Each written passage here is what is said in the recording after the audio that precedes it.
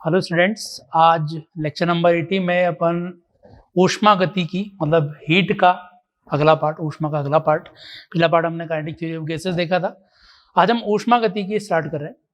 इस ऊष्मागतिकी के अंदर हम कार्य, ऊष्मा, ऊर्जा और अलग अलग प्रोसेस में दक्षता, चक्रीय प्रक्रम में कार्नोट इंजन, इनके बारे में हम देखेंगे। तो ऊष्मागतिकी के अंदर हम गैसों के दाब, आयतन, ताप को लेते हुए बाकी चीजों पे हम आएंगे। तो इसमें सबसे पहले हम जीरोथ लॉ ऑफ थर्मोडायनेमिक्स देखते हैं।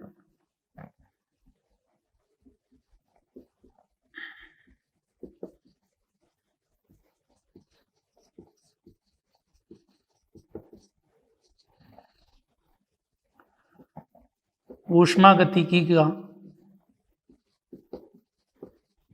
शून्यांक का नियम।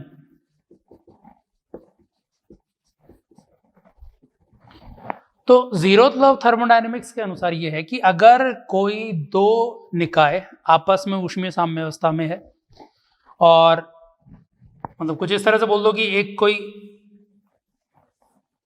निकाय है, ये निकाय किसी एक निकाय के साथ ऊष्मीय साम्यावस्था में है, और ये ही निकाय किसी दूसरे के साथ भी ऊष्मीय साम्यावस्था में है। तो जैसे इसको नाम दे देते हैं ए, इसको नाम दे देते हैं बी, इसको नाम दे देते हैं सी। तो अगर ए और बी आपस में ऊष्मीय साम्यावस्था में है और बी और सी भी आपस में ऊष्मीय साम्यावस्था में है, तो यहां पर हम बोल सकते हैं कि ए और सी भी जो होंगे वो भी ऊष्मीय साम्यावस्था में होंगे। अब सबसे पहली चीज तो ये आता है कि ये ऊष्मीय साम्यावस्था, किस चीज को हम बोल रहे हैं ऊष्मीय साम्यावस्था? तो ऊष्मीय साम्यावस्था का मतलब है कि ऊर्जा का या ऊष्मा का इनमें आदान प्रदान कुल मिला के 0 है। हो सकता है ये इसको कुछ ऊष्मा दे रहा हो, लेकिन ये भी उतनी ही ऊष्मा इसको वापस दे रहा है। तो ऊष्मा का आदान प्रदान इनके अंदर 0 है, इनके अंदर ऊष्मा का आदान प्रदान 0 है।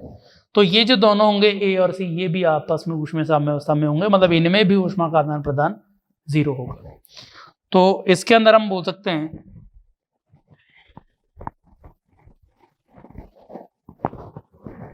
कि यदि कोई एक निकाय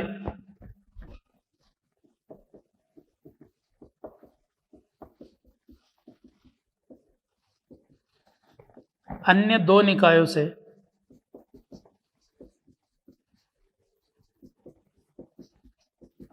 ऊष्मीय साम्यावस्था में है,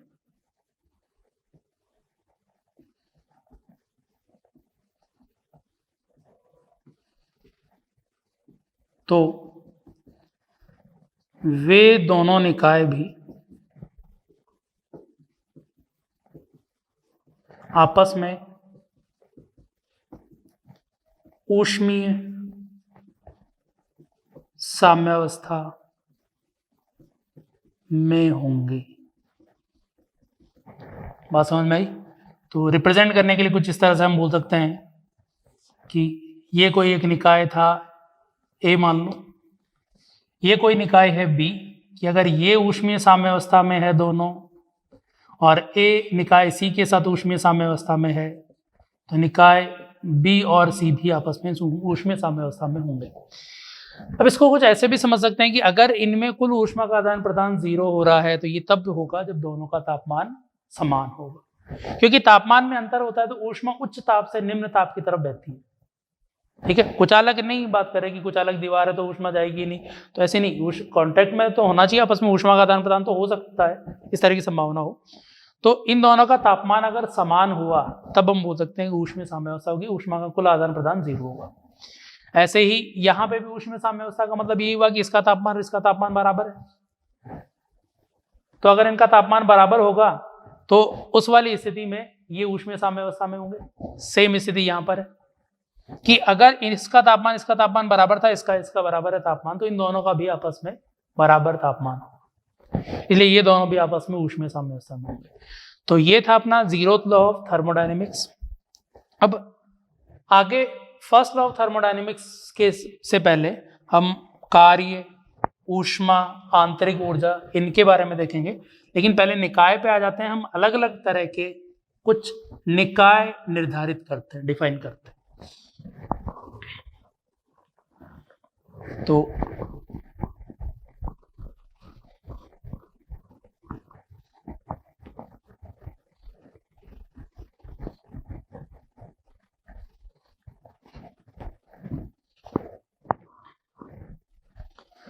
हम निकायों को तीन तरह से बांट सकते हैं।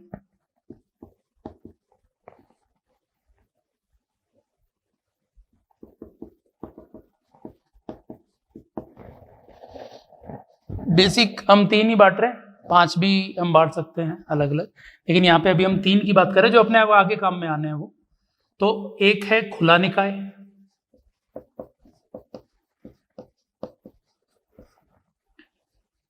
बंद निकाय और एक आइसोलेटेड विलगित निकाय।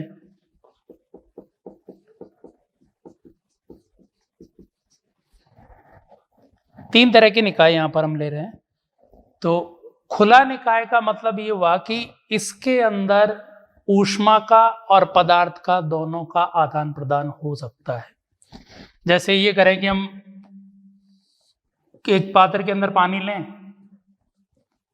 और गर्म करना चालू कर दिया, तो इसको जब गर्म कर रहे होंगे तो इसमें गर्म करने पर जो वाष्प बनेगी वो बाहर निकलती जाएगी। ठीक है, ऊष्मा का आदान प्रदान हो रहा है, पदार्थ या मात्रा का आदान प्रदान हो रहा है, इसमें से बाहर जा रही है, ऊष्मा भी आ रही है, तो ऊष्मा और पदार्थ दोनों का आदान प्रदान हो रहा है। तो इसको हम बोल रहे हैं खुला निकाय। बात समझ में आ गई? तो खुला निकाय मतलब ऊष्मा और पदार्थ दोनों का आदान प्रदान हो रहा हो। पानी को गर्म कर रहे हो खुले पात्र में, ऊष्मा और पदार्थ दोनों का आदान प्रदान हो रहा हो। बंद निकाय, बंद निकाय जैसे कोई कैन है, बंद बर्तन है और इसको अपन गर्म करते जा रहे हैं। बंद था, इसको गर्म कर रहे हैं, गर्म करने पर ऊष्मा का आदान प्रदान तो हुआ, अंदर जो भी गैस होगी, कोई भी द्रव होगा वो गर्म होगा, ऊष्मा अंदर की ओर जा रही होगी इससे। लेकिन कहीं से पदार्थ का आदान प्रदान नहीं हो रहा, बाहर से कोई गैसें नहीं आ रही, बाहर से कोई पदार्थ इसके अंदर एंटर नहीं हो रहा, ना बाहर निकल रहा है, ये पूरे हर तरफ से बंद था। तो अगर इस तरह का निकाय है तो इसको हम बोलते हैं बंद निकाय। बात समझ में आ गई? अब अगला विलगित निकाय है। यहाँ पे विलगित निकाय का मतलब है कि दोनों का ही आदान प्रदान नहीं होना है, ना तो ऊष्मा का आदान प्रदान होना है, ना पदार्थ का आदान प्रदान होना है, मतलब पूरी तरह से विलगित है, आइसोलेटेड है। तो इसमें क्वेश्चंस में क्या होगा कि हमें कुचालक दीवारें बोल दी होगी। विलगित निकाय का मतलब दोनों ही का आदान प्रदान नहीं होना चाहिए, तो Q का आदान प्रदान भी बंद है, पदार्थ का आदान प्रदान भी बंद है। तो इसमें दीवारें जो रहेंगी वो कुचालक या रुद्धोष्म बोली भी होगी। ठीक है, लेकिन कई बार क्या होता है क्वेश्चन में कुचालक और रुद्धोष्म दीवारें तो बोल दी होती है, लेकिन कोई हीटर का फिलामेंट अंदर की ओर लगा दिया होता है, इसमें ऊष्मा का आदान प्रदान हो रहा है, तो ये विलगित निकाय नहीं हुआ, ये ध्यान रखना है। ये कौन सा निकाय हुआ? बंद निकाय हुआ। लेकिन अगर हीटर की कोई एलिमेंट, इसके अंदर कोई हीटर नहीं लगा रखा है, इस तरह की स्थिति है, कुचालक है, बाहर से ऊष्मा का आदान प्रदान नहीं हुआ, पदार्थ का तो नहीं हुआ, बंद था, तो इसको हम विलगित निकाय बोलते हैं। ठीक है, तो तीन तरह के निकाय हो गए, खुला, बंद और विलगित निकाय।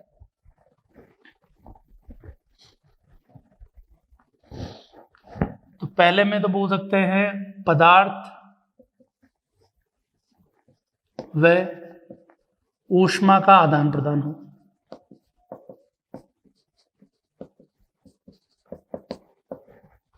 दूसरे के अंदर केवल ऊष्मा का आदान प्रदान हो।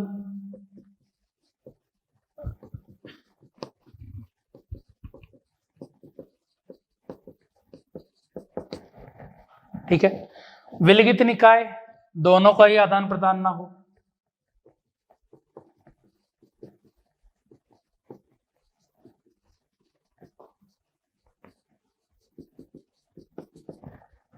इस तरह की स्थिति हो गई। तो तीन तरह के निकाय यहां पर हम कंसीडर करते हैं। अब आगे थर्मोडायनेमिक्स में जब बढ़ रहे होंगे तो खुले निकाय पे हम कम डिस्कस करेंगे, बंद निकाय रहेगा ज्यादातर, और किसी किसी स्थिति में विलगित निकाय अपना रहेगा। तो ये दोनों निकाय पे आगे हम देखेंगे। खुला निकाय सीधा सीधा ये हुआ कि खुला हुआ है, उसको ऊष्मा दे रहे हैं, पदार्थ और दोनों का एक्सचेंज हो रहा है, लेकिन ये अपने काम में आगे आएगा नहीं, ये दोनों काम में आ रहे होंगे। तो फर्स्ट लॉ ऑफ थर्मोडायनेमिक्स पे आने से पहले एक तो ये हो गया। अब अगला पार्ट पे आते हैं, कार्य किस तरह से निकालना है किसी निकाय पर या निकाय के द्वारा, या गैस पर या गैस द्वारा।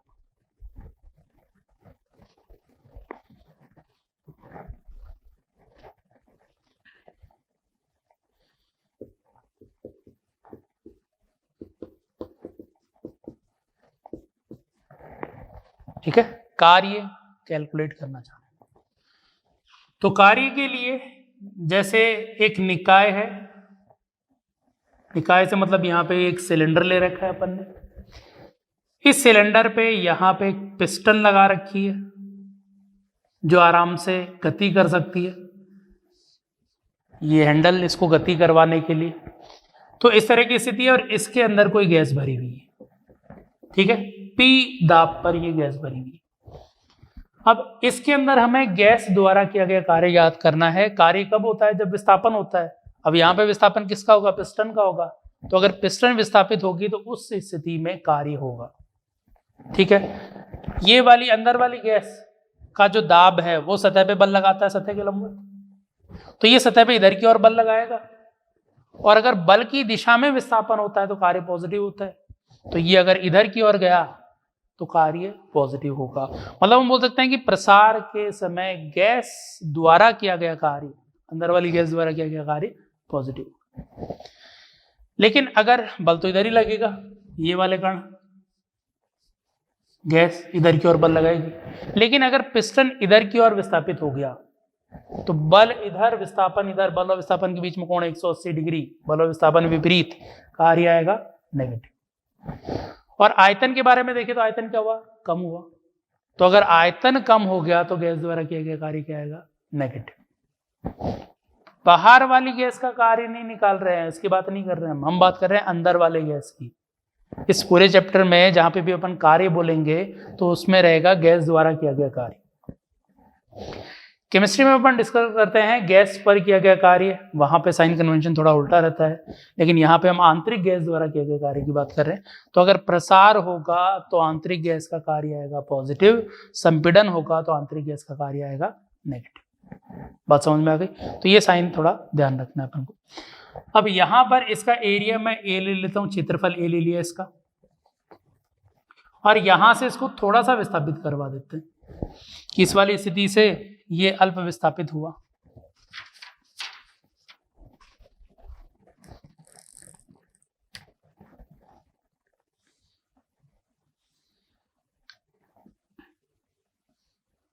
इस वाली स्थिति तक आ गया। अब ये जो अल्प विस्थापन हुआ है इसको अभी के लिए लिख दे रहा हूं कुछ dx। बहुत छोटे से विस्थापन की बात कर रहा हूं, बड़े विस्थापन में तो क्या है कि दाब परिवर्तित होता रहेगा, छोटा सा विस्थापन है तो दाब लगभग नियत बोल सकते हैं। तो कार्य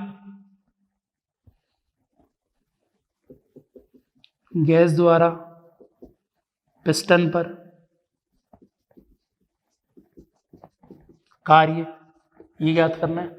तो dw छोटे से विस्थापन की बात कर रहा हूं तो कार्य होगा F डॉट ds। बल, दाब के कारण बल होता है दाब गुणा क्षेत्रफल, किधर लग रहा है? इधर ही लग रहा है विस्थापन की तरफ। विस्थापन हुआ dx, दोनों के बीच में कोण है 0 डिग्री। बात समझ में आ गई?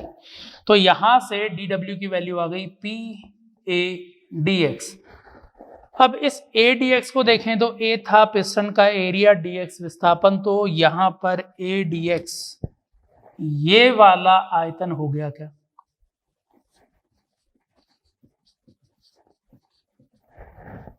सही।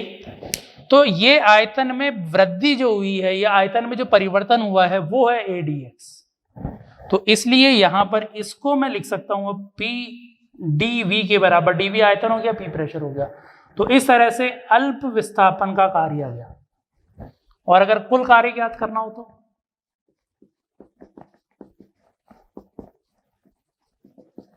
कार्य अदिश राशि है, इंटीग्रेट कर दो, कुल कार्य बता देगा। तो ये इंटीग्रेशन हो जाएगा P dv। ये भी अदिश है, ये भी अदिश है, तो यहां पर ऐसा नहीं कि P डॉट dv ऐसा कुछ कर रहे हैं, P dv ये कार्य हो। ठीक। अब जैसी भी स्थिति हो दाब के लिए उसके अनुसार यहां पे कार्य आता जाए। ठीक है। अब इसमें अगर आयतन में परिवर्तन ही नहीं हुआ तो कार्य 0 होगा, मतलब ये यहीं का यहीं रहेगा, कोई प्रसार नहीं हुआ, कोई विस्थापन नहीं हुआ, कार्य 0। संपीड़ित हुआ तो dV की वैल्यू ध्यान रखना है, संपीड़न हुआ तो dV की वैल्यू नेगेटिव आएगी, परिवर्तन कम हुआ है तो नेगेटिव आएगा, कार्य नेगेटिव आ जाएगा। प्रसार होगा तो ये परिवर्तन पॉजिटिव आएगा, कार्य पॉजिटिव आ जाएगा। तो ये साइन अपने आप बता देगा पॉजिटिव नेगेटिव। तो ये कार्य ज्ञात करने का एक तरीका हो गया आंतरिक दाब द्वारा।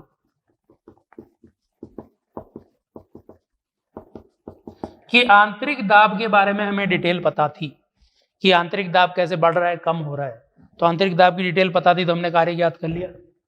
ये हमारा एक तरीका है। ज्यादातर प्रोसेस में इस वाले तरीके से अपन कार्य ज्ञात करेंगे।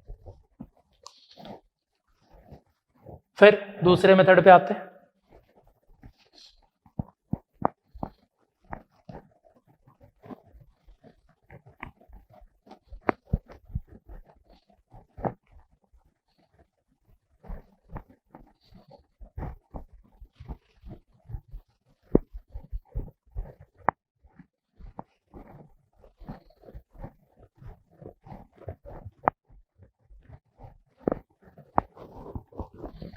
दूसरा मेथड क्या कि अगर आंतरिक दाब के बारे में ज्यादा डिटेल नहीं पता है लेकिन बाह्य बलों के बारे में पता हो तो बाह्य बलों की सहायता से भी हम आंतरिक दाब द्वारा किया गया कार्य, गैस द्वारा किया गया कार्य ज्ञात कर सकते हैं। तो बाह्य बलों की सहायता से इस तरह से देखेंगे। तो इस तरह से मान लो कि एक पिस्टन है, सॉरी सिलेंडर है, उस पर पिस्टन लगा हुआ है, अंदर गैस भरी हुई है, कुछ भी दाब P हो सकता है। यहां पे इस पे एक स्प्रिंग और जुड़ी हुई है। बाहर का दाब वायुमंडलीय दाब है P0, ये स्थिति दे दी। घर्षण नहीं मान रहे, पिस्टन यहां पे आराम से गति कर रहा है बिना घर्षण के, भारहीन हो भार हो दोनों स्थिति हो, लेकिन ये मान रहे हैं कि ये धीरे धीरे विस्थापित हो रहा है, जल्दी विस्थापन की स्थिति नहीं ले रहे हैं और लेंगे भी नहीं, क्योंकि उसमें कंडीशन अलग बन जाएगी। तो यदि स्प्रिंग ले लेते हैं, ये वाली स्प्रिंग धीरे धीरे प्राकृतिक लंबाई से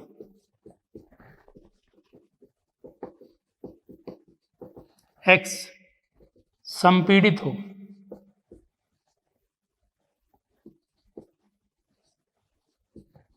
तो उस वाली स्थिति में कार्य कितना होगा, मतलब ये यहां से विस्थापित हो रहा है, स्प्रिंग संपीड़ित हो रही है, तो कार्य कितना होगा वो कार्य यहां पे अपन को ज्ञात करना है। किसका कार्य? इसका। अब कार्य ज्ञात करने के लिए सीधा कार्य ऊर्जा प्रमेय लगा दो। एक तो पता है कि कार्य ऊर्जा प्रमेय किस पे लगा रहे? पिस्टन पे। जितने भी बल लग रहे हैं सभी का कार्य लिखना है और कुल कार्य बराबर होता है गतिज ऊर्जा में परिवर्तन के बराबर। या दूसरा ये कर सकते हैं कि इन बाह्य बलों की सहायता से आंतरिक बल ज्ञात कर लो। तो अगर बल ज्ञात कर लेंगे तो बल से भी निकाल सकते हैं, कार्य ऊर्जा प्रमेय लिख लो तो कार्य ऊर्जा प्रमेय से भी लिख सकते हैं। तो ये शुरुआत की स्थिति है, स्प्रिंग की लंबाई में परिवर्तन यहाँ पे है नहीं, और फिर ये यहां से विस्थापित हो गई कुछ x। ठीक है, आंतरिक गैस का कार्य जो आएगा वो पॉजिटिव आना चाहिए कि नेगेटिव?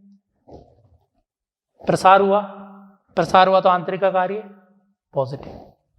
दाब का कार्य क्या होना चाहिए, पॉजिटिव कि नेगेटिव? बाह्य दाब का। बाह्य दाब इस तरफ से लग रहा है, इस तरफ लग रहा है, जबकि विस्थापन तो इधर हो रहा है, विस्थापन इधर हो रहा है, इसका कार्य नेगेटिव। स्प्रिंग का स्प्रिंग बल दबा रहा होगा लेकिन ये इधर आ गया तो स्प्रिंग का कार्य नेगेटिव, तो इसका पॉजिटिव, इसका नेगेटिव कार्य होगा। तो कार्य ऊर्जा प्रमेय लगाई।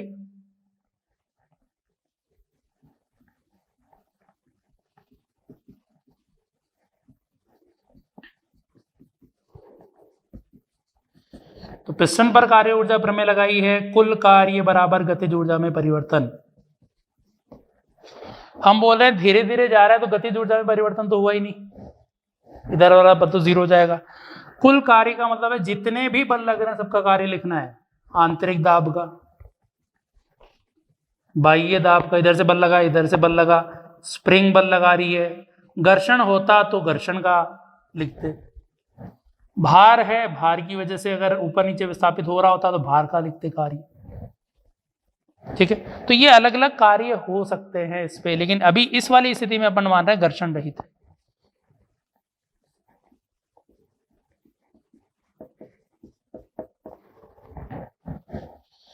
ठीक है, इस एग्जांपल के हिसाब से घर्षण दे दिया होगा तो घर्षण के हिसाब से कार्य निकाल लेंगे। गुरुत्वीय बल नीचे की ओर लग रहा है, विस्थापन इधर हो रहा है, तो इसका कार्य नहीं आएगा। तो इन दोनों का तो आना नहीं है, इसका आना है, इसका और इसका कार्य आना है। और कुल कार्य बराबर गतिज ऊर्जा में परिवर्तन, सारे पद अलग अलग कैलकुलेट कर लेते हैं एक बार। पी द्वारा क्या क्या कार्य तो अपन को पता नहीं है, वो ही निकालने के लिए पूरा ये लिखा हुआ है, तो इसका कार्य तो निकालेंगे, इसका कार्य निकालते P not into area, P not a बल लगा रहा होगा, विस्थापन इधर छोटा सा dx ले लिया, लेकिन दाब वाला बल तो उधर लगा था, पी नॉट वाला बल तो उधर लगा था, विस्थापन इधर हो रहा है, इसलिए cos 180 डिग्री, इसको इंटीग्रेट कर दो। या P की वजह से कार्य जैसे निकाला था कि पी डीवी का इंटीग्रेशन वैसे लिख दो। तो दाब गुणा क्षेत्रफल हो गया बल, अल्प विस्थापन dx, cos 180 इसलिए क्योंकि बल उधर विस्थापन इधर, तो इसका कार्य पी नॉट का आ गया। पी नॉट कॉन्स्टेंट है, वायुमंडल दाब कॉन्स्टेंट ले रहे हैं, cos 180 माइनस हो गया, ए dx आयतन में परिवर्तन हुआ, इंटीग्रेट कर दो। सही, ए dx ही चलने दो, 0 से x विस्थापन हुआ, 0 से x, तो पी नॉट का कार्य आ गया, पी नॉट ए dx का इंटीग्रेशन x, लिमिट रखेंगे, ये वैल्यू आ गई। तो ये किसका कार्य, बाह्य दाब का। P not into delta we लिखा हुआ है, माइनस इसलिए क्योंकि इधर आया है, दाब उधर लगा रहा था पी नॉट, विस्थापन इधर हुआ। एक पार्ट हो गया अपना, ये कैलकुलेट हो गया। डब्ल्यू स्प्रिंग, स्प्रिंग का कार्य कैसे लिखते हो, स्प्रिंग का कार्य होता है हाफ के एक्स प्रारंभिक स्क्वायर माइनस हाफ के एक्स अंतिम स्क्वायर, ये स्प्रिंग का कार्य होता है। या बल लिख दो के एक्स को लिख के इंटीग्रेट कर दो, के एक्स डी एक्स का इंटीग्रेशन, शुरुआत में 0, बाद में x की वैल्यू x हो गई, x फाइनल, ये स्प्रिंग का कार्य आ गया। दूसरा घर्षण का नहीं ले रहे अपन, होगा तो लिख देंगे, ग्रेविटी का नहीं ले रहे, गतिज ऊर्जा में परिवर्तन नहीं हुआ, स्लोली ले जा रहे थे, तेज जाता तो गतिज ऊर्जा में परिवर्तन होता।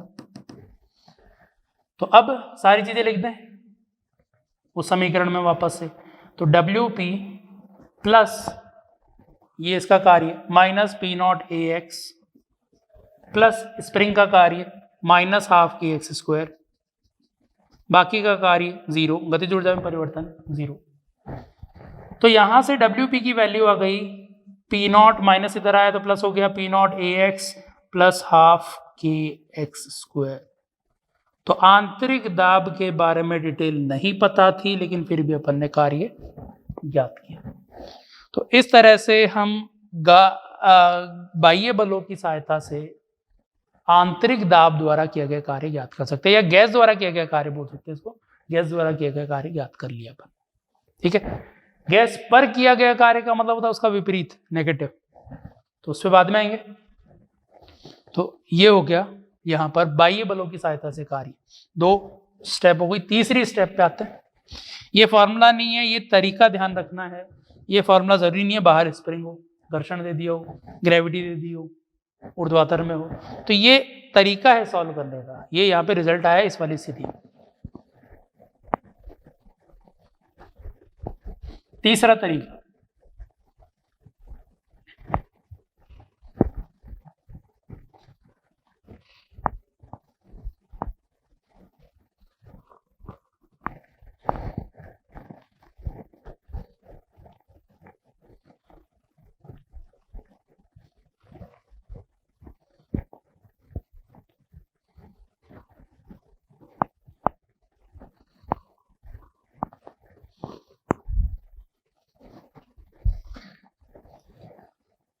तीसरा तरीका है ग्राफ द्वारा।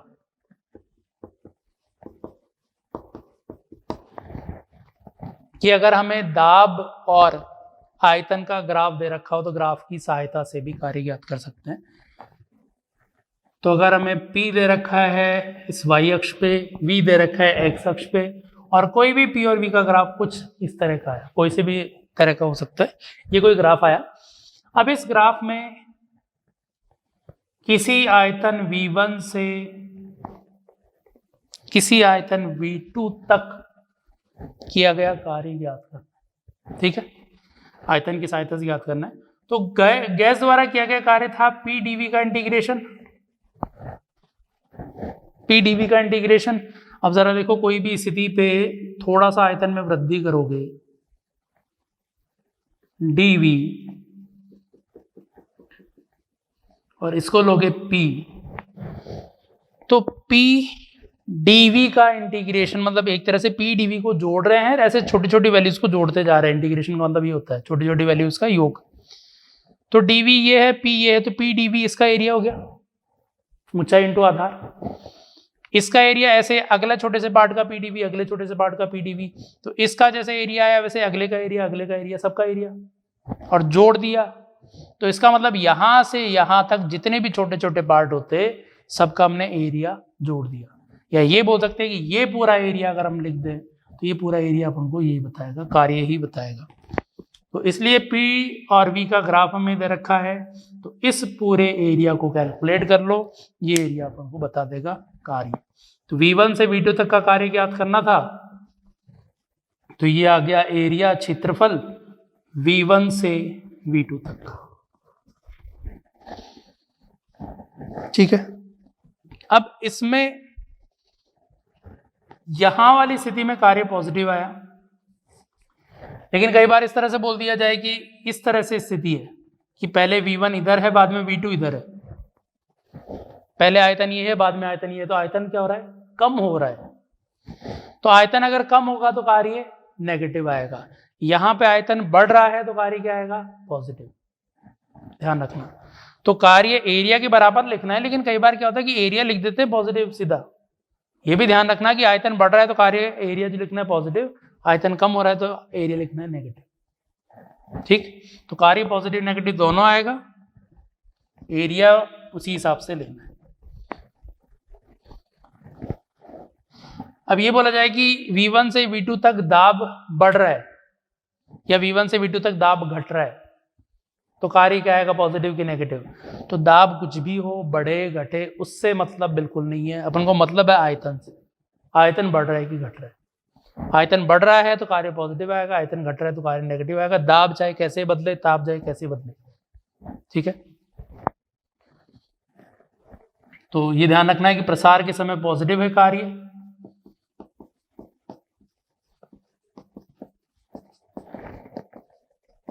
और अगर संपीड़न है तो ऋणात्मक कार्य।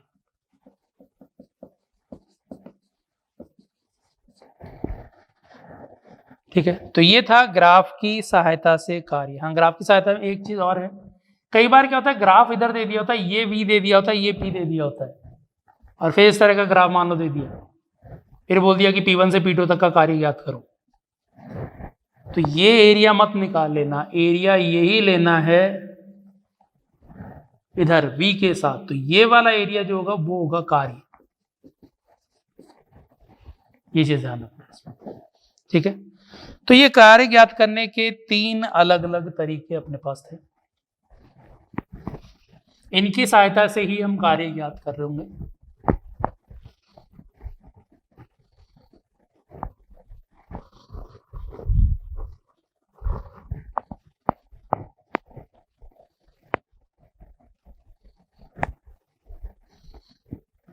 देखो, कार्य के बाद अगले पार्ट पे आते हैं आंतरिक ऊर्जा। कार्य के बाद अगला पार्ट है अपना आंतरिक ऊर्जा।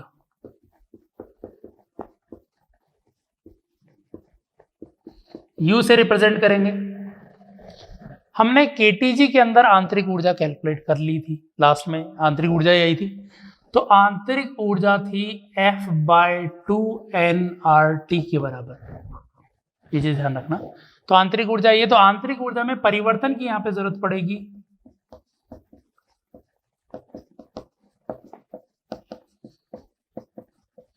तो आंतरिक ऊर्जा में परिवर्तन डेल्टा U बराबर अंतिम माइनस प्रारंभिक लिखोगे।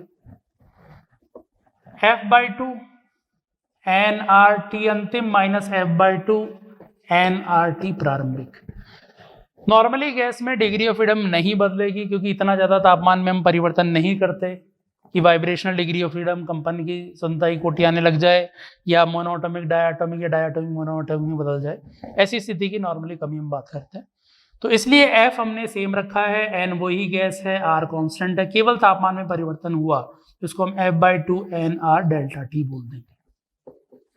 या आंतरिक ऊर्जा में परिवर्तन हुआ। आगे चल के ये वाला जो पद है ये मोलर विशिष्ट ऊष्मा नियत आयतन में कन्वर्ट हो जाएगा,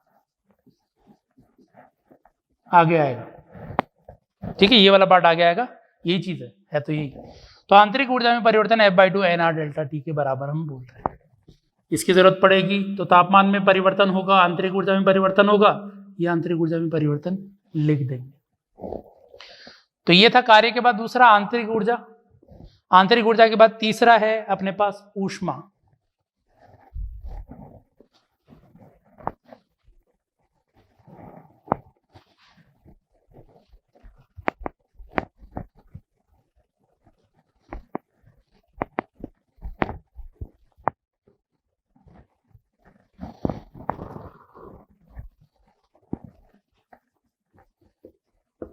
Q से रिप्रेजेंट कर रहे हैं, ठीक है।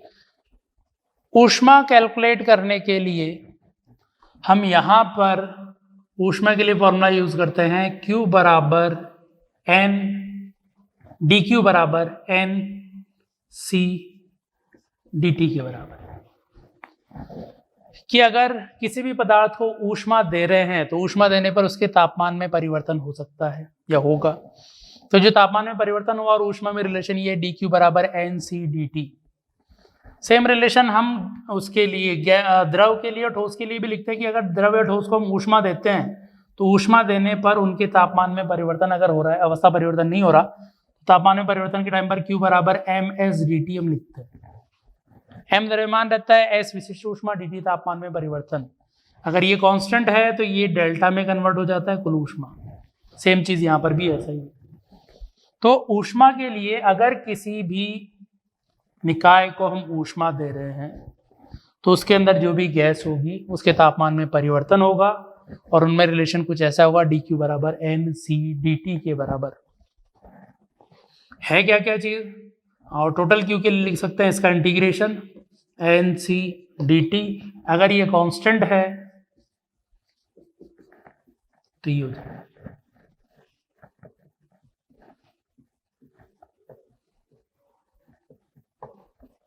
तो ये आ जाएगा, ठीक है। अब इसमें है क्या, N क्या है, नंबर ऑफ मोल कि गैस के नंबर ऑफ मोल कितने हैं। C क्या है, इसको हम बोलते हैं मोलर विशिष्ट ऊष्मा।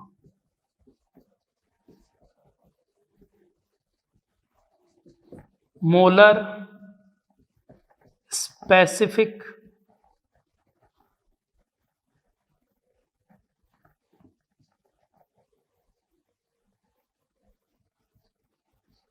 हीट। तो मोलर विशेष ऊष्मा C यहां पर हम बोल रहे हैं, T तापमान है, Q जो भी ऊष्मा हम दे रहे हैं।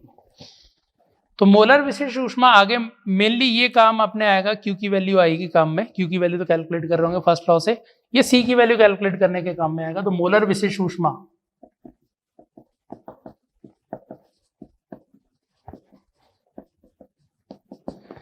C बराबर हो जाएगा dQ by dt by N dt। अगर C नियत है तो ये वाला, तो C नियत है तो C बराबर आ जाएगा Q by N delta T के बराबर। तो मोलर विशिष्ट ऊष्मा कैलकुलेट करने के ये अपने काम में है ये वाला फॉर्मूला। ऊष्मा कैसे कैलकुलेट करेंगे वो आगे फर्स्ट लॉ ऑफ थर्मोडायनेमिक्स में देखेंगे। तो ये अपना तीसरा पार्ट आ गया, तीन चीजें आ गई और ये तीनों चीजें ही हम फर्स्ट लॉ ऑफ थर्मोडायनेमिक्स में काम में लेंगे। ऊष्मागतिकी का जो प्रथम नियम होगा उसके लिए ये तीनों चीजें अपन को काम में लेंगे। अब इसमें कुछ क्वेश्चंस करते हैं।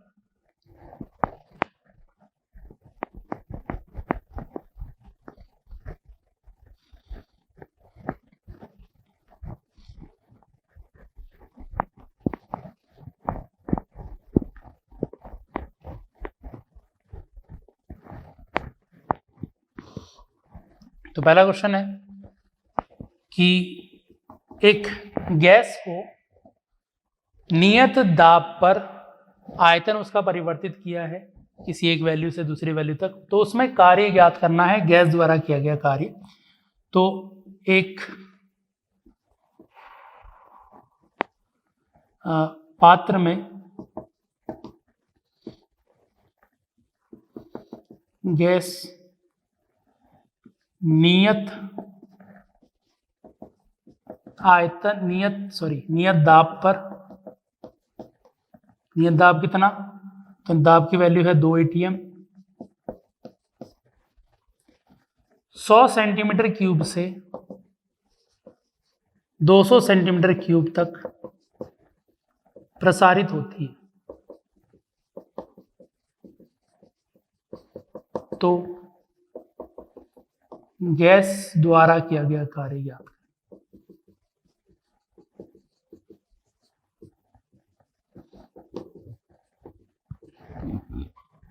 ठीक है, पात्र दे रखा है, गैस दाब नियत बोल रखा है 2 atm, और इसमें 100 सेंटीमीटर क्यूब से 200 सेंटीमीटर क्यूब तक प्रसार हो गया गैस का। तो ये बताना है कि कार्य कितना हुआ है गैस द्वारा। ठीक है, पात्र पे बोल सकते हैं या जो पात्र में पिस्टन होगी उस पे होगा। तो ये गैस द्वारा किया गया कार्य ज्ञात करना है। तो फॉर्मूला क्या है, आंतरिक दाब पता है, 3 फॉर्मूले थे, एक तो आंतरिक दाब पता हो तो उससे, या बाह्य बलों की सहायता से, या ग्राफ से, लेकिन यहाँ पे आंतरिक दाब दे रखा तो सीधा फॉर्मूला वही लो, W बराबर P dV का इंटीग्रेशन।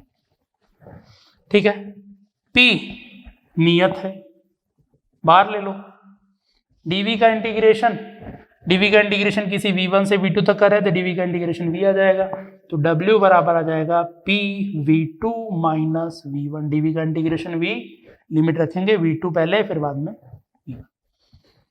ये कार्य आ गया, वैल्यूज रखनी है बस।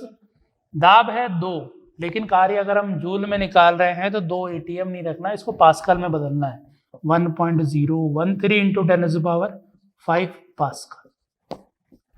P आयतन में परिवर्तन, आयतन बाद में V2 बाद वाला 200, लेकिन ये भी CGS में सेंटीमीटर में है, हमें कन्वर्ट करना है मीटर में 10⁻2 का क्यूब। पहले 100 सेंटीमीटर था, उसको भी मीटर क्यूब में कन्वर्ट किया। तो कार्य की वैल्यू यहां पर W, ये 2 गुणा 1.013, ये 200, ये 100, अंतर आ जाएगा 100 का, तो न्यूमेरिकल वैल्यू यहां से आनी नहीं है, पावर रहेगी 10⁵ यहाँ पे, 6 यहाँ पे आते माइनस का, ये भी 6 ही रहता, 2 0 कम कर दो, माइनस का 4 ही आएगा, माइनस का 4 ही आएगा, तो -4 और आना है, और अंदर वैल्यू क्या बचेगी, 2 - 1 1, तो W की वैल्यू आ गई 2.026, ये गुणा होने पे इंटू 10⁻1, मतलब 20.26 जूल के बराबर ये कार्य हुआ इसमें। तो ये एक तरह से बोल सकते हैं कि नियत दाब पर जब भी कार्य निकालना है तो नियत दाब पर कार्य W बराबर P डेल्टा V के बराबर होता है। नियत दाब पर केवल हमेशा P डेल्टा V नहीं होगा, तो दाब नियत होने पर इस तरह से अपन कार्य ज्ञात कर सकते हैं। ठीक है, अगले क्वेश्चन पे आते हैं।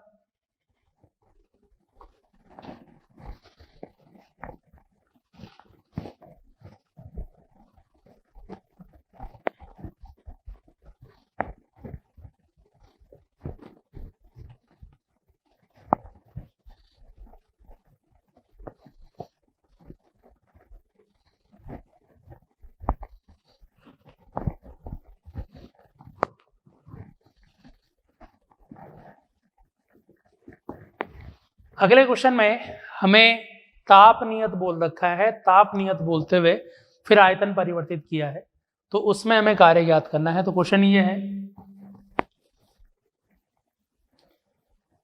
एक गैस नियत ताप पर P1 V1 से P2 V2 दाब आयतन तक प्रसारित होती है, तो इसके द्वारा किया गया कार्य ज्ञात कर। ठीक, शुरुआत की स्थिति दे दी कि पहले दाब P1 आयतन V1, बाद में दाब P2 आयतन V2 हो गया। नियत ताप है तो प्रसार के दौरान गैस द्वारा किया गया कार्य, गैस कितना कार्य कर रही है, किस पे, पिस्टन होगा पिस्टन पे, या जो पात्र होगा उस पे। तो जो भी कुल कार्य किया हुआ है गैस ने पात्र पे, वो कार्य यहाँ पे ज्ञात करना प्रसार के दौरान। तो देखें, दाब के बारे में बता रखा है, बाह्य कंडीशन कुछ नहीं पता, ग्राफ भी नहीं है, तो आंतरिक दाब है यह। तो आंतरिक दाब है तो कार्य लिखेंगे पीडीवी का इंटीग्रेशन, तीनों में से ये वाला फॉर्मूला काम मिल गया। अब P बाहर अब नहीं ले सकते क्योंकि P1 से P2 दाब बदला है, ताप नियत है, आयतन वो भी नियत नहीं है, तो ये दोनों चीजें परिवर्तित हो रही है। तो सीधा ये नहीं बोल सकते कि P बाहर ले लिया डीवी का इंटीग्रेशन हो गया। तो क्या करना है, दो वेरिएबल का तो इंटीग्रेशन हमें आता नहीं, हमें क्या करना है, P को किसी भी तरह से V के पदों में लिखना है, या V को P के पदों में लिखना है, लेकिन आसान यही होगा कि P को V के पदों में लिख दें। कहाँ से लिखें, यहाँ तो कोई रिलेशन है नहीं, तो एक चीज ध्यान रखो, आदर्श गैस समीकरण हमेशा उठा के लगा दो जहां पे भी जरूरत पड़े। तो आदर्श गैस समीकरण क्या था, पीवी बराबर nRT। ठीक, T तो कांस्टेंट है, R कांस्टेंट है, N कांस्टेंट है, V नीचे ले आओ, P की वैल्यू बन जाएगी, तो nRT बाई V dV। अब ये इंटीग्रेशन में ये कांस्टेंट वैल्यू है ऊपर वाली, V ही वेरिएबल है केवल, और 1/v का इंटीग्रेशन करना है, यही हुआ, nRT कांस्टेंट 1/v का इंटीग्रेशन करना है, और 1/x का इंटीग्रेशन होता है log x, ऐसे 1/v का इंटीग्रेशन log v आ जाएगा। तो w की वैल्यू आ गई nRT integration dv by v, आयतन ही केवल है तो v1 से v2 ले जा रहे हैं आयतन को, तो w बराबर nRT, ये कितना आ गया, log v, लिमिट रखनी बाकी है v1 से v2, तो ये हो गया nRT log v2, फिर माइनस log v1, पहले ऊपर वाली लिमिट रखी फिर नीचे वाली लिमिट रखी। टेम्परेचर कहीं नहीं बोल रखा, नियत बोल रखा है, लेकिन वैल्यू नहीं बता रखी, लेकिन nRT की तो वैल्यू हमें पता है ना, nRT क्या होता है, pv। अब चाहे P1 V1 लिखो या P2 V2 लिखो, दोनों चीजें सेम है, इसको P1 V1 लिख दिया।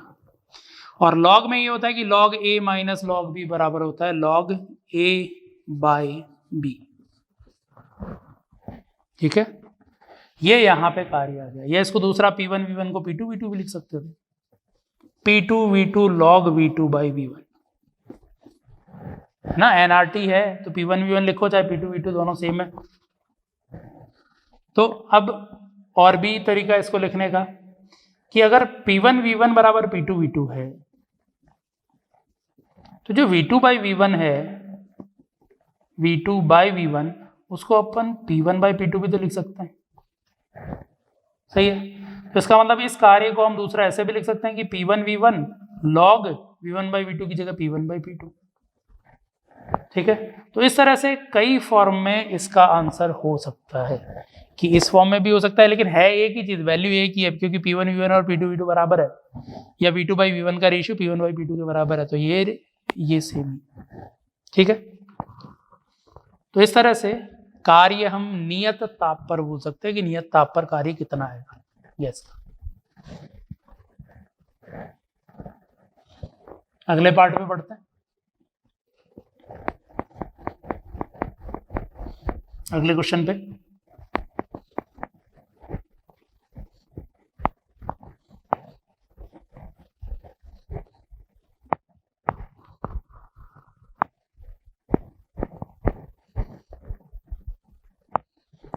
अगले क्वेश्चन में हमें एक पीवी ग्राफ दे रखा है,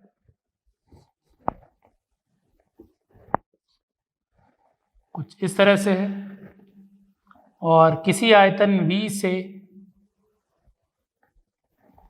3V तक हुआ, और इधर दाब किसी P से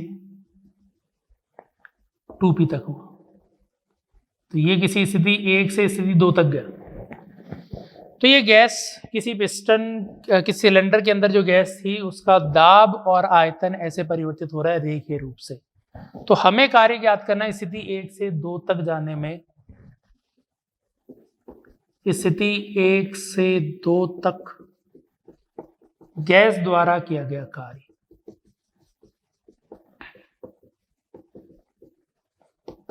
ये ज्ञात करना है, ठीक है। अब यहां पर ग्राफ दे रखा है, ग्राफ दे रखा है तो सीधा सीधा ग्राफ का एरिया निकाल लो। तो ग्राफ का एरिया जो होगा वो अपने कार्य के बराबर हो जाएगा। तो करना क्या है, कार्य बराबर क्षेत्रफल, कहां से कहां तक, V1 से V से 3V तक, ये हो गया स्थिति 1 से 2 तक। तो ये वाला एरिया हमें निकालना, निकालें एरिया। एरिया यहां से ऐसे दो हिस्सों में बांट दो, ये हो गया आयत, ये हो गया त्रिभुज। आयत का एरिया निकाल लो। आयत का एरिया होता है आधार और ऊंचाई। तो ये है 3V और V, ऊंचाई है 0 से P, ये इसका एरिया आ गया। इसका एरिया हो गया त्रिभुज 1/2 आधार, आधार फिर से वही, ऊंचाई, ऊंचाई इस बार है 2P - P। बात समझ में आ गई? तो ये वैल्यू हो गई 2PV। ये यहां पे 2 जो है इससे कैंसिल हो गया, 1 P रह गया, तो ये प्लस रह गया PV। तो ये टोटल वैल्यू आ गई कार्य की, W बराबर 3PV के बराबर। तो अगर हमें ग्राफ दे रखा है तो ग्राफ की सहायता से इस तरह से हम कार्य ज्ञात कर सकते हैं, ठीक है। तो ये अलग अलग तरीके थे अपने कार्य ज्ञात करने के। अब अगले क्वेश्चन में आंतरिक ऊर्जा पे है।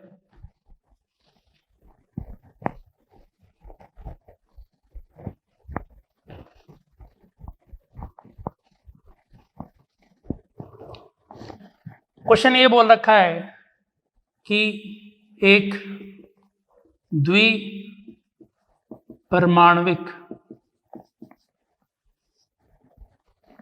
गैस को T से 2T तापमान तक गर्म करने पर इसके 20% अणु विभक्त हो जाते हैं या टूट जाते हैं। तो इसकी आंतरिक ऊर्जा में परिवर्तन ज्ञात करें।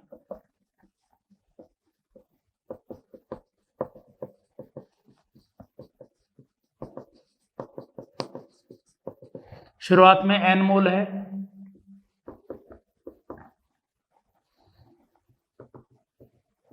N मोल द्विपरमाणु गैस का T से 2T तापमान तक गर्म करने पर इसके 20% जो अणु है वो टूट गए। तो इसमें आंतरिक ऊर्जा में परिवर्तन कितना हुआ है? कंपन की स्वतंत्रता की कोटि नहीं लेनी है,